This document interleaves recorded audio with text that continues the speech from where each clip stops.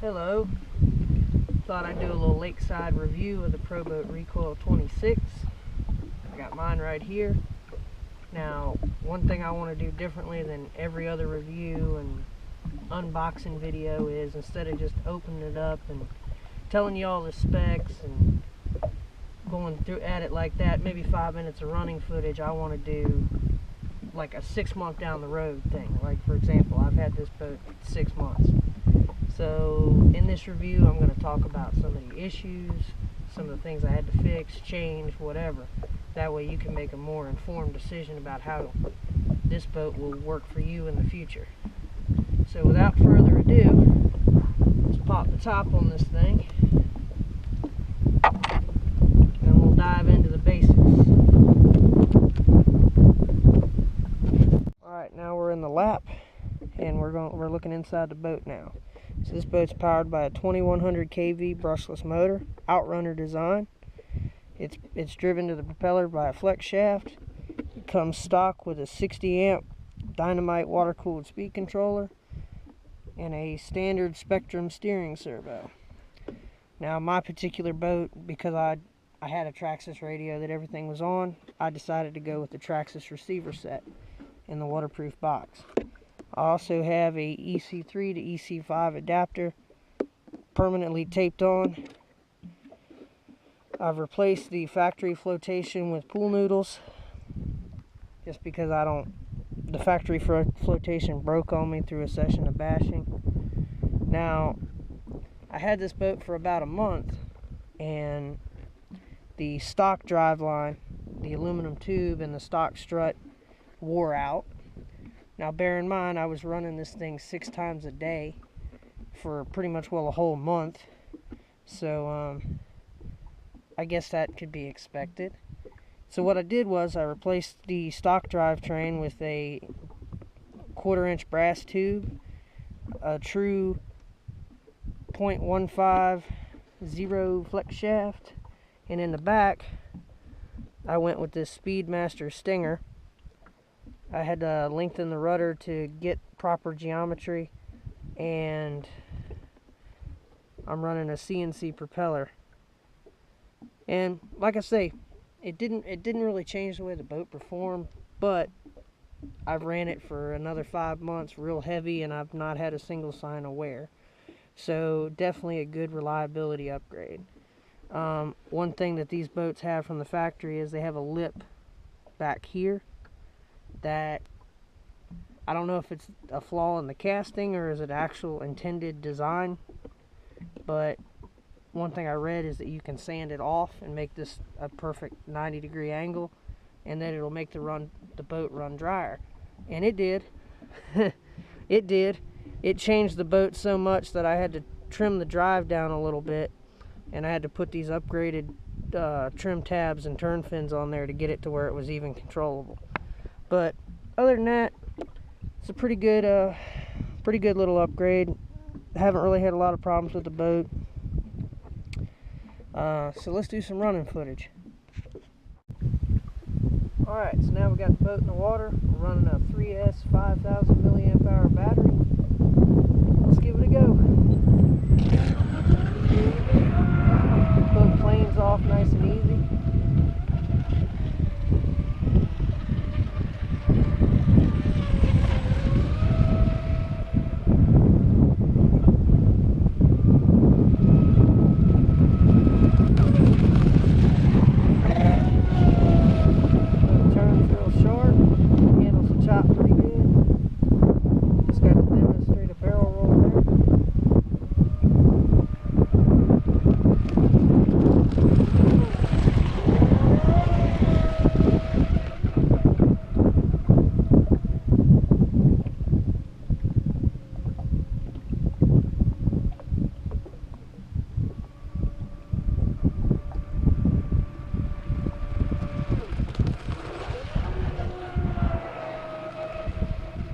Hooks up that propeller.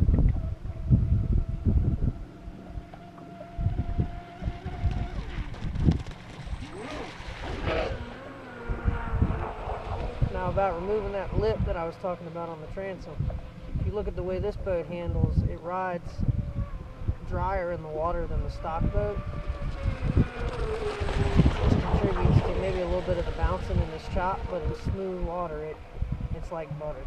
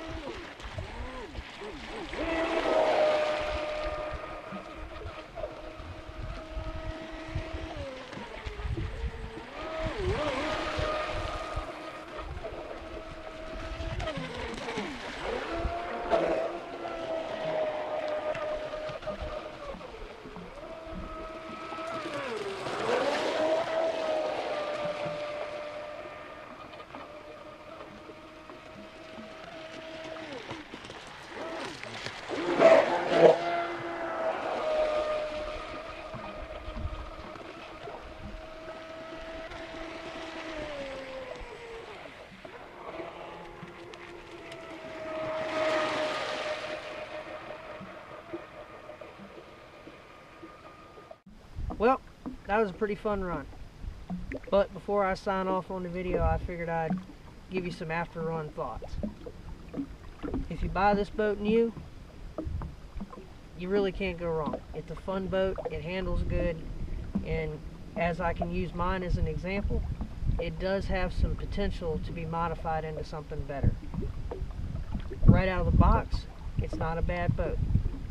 It handles good. Comes with a battery and a charger. It's self-righting. It's got a gasket around it, so it doesn't really take on much water. So it's a good all-around boat. And it is, in fact, my go-to boat. I mean, I've got boats that run 70. I've got boats that run 5. This is my go-to boat. The driveline issues that I had with mine, you may not have. Like I said, I ran my boat 6 times a day, five days a week for a month straight. That's a lot of run time for something like this. And like I said, if I'd have bought it new, if I'd have bought this boat new, which I didn't, I bought it used, I could have called Horizon Hobby and probably got the boat replaced under warranty. So if you have issues, if you have that issue, Horizon will probably take good care of you. They've got really good customer service. I've only had to deal with them a couple times, but the few times that I have, it has been pretty smooth sailing. And that's really all you can ask for, as long as they take care of the customer. Some of the upgrades that you might want to do right out of the box to this boat, you might want to replace the weighted coupler, because from the box, out of the box, it comes with a weighted coupler so they can run the smaller batteries. You might want to replace that with the standard coupler, which I think it's part number PRB3308, something like that. Rafael Lopez, the product developer at Proboat, has a video covering that. But that will enable you to run a full-size battery pack, which, like I said, I ran the stock pack once and I said, nah, this isn't what I need. The runtime on the stock pack it's not really there. Not only that, it's easy to find a 3S 5000 milliamp hour battery, but it's not as easy to find a 3200. Depending on where you live. Like I said, where I live, my nearest hobby shop's an hour away, so whatever they got is what I got. Other than that, like I said, you really can't go wrong with it. I recommend it. If you like to modify stuff, like I said, you've seen how I've modified mine. It does fine. Now granted, in this modified state, it is a little bit more wild to control. It's a little bit more bouncy. But I could adjust that out with the trim tabs, but in smooth water, it's smooth. And it goes fast and handles good. So I figured a little bit of craziness in rough water for fastest possible smooth water running. I can live with that. But other than that, like, comment, subscribe, so I can bring you more of these types of videos.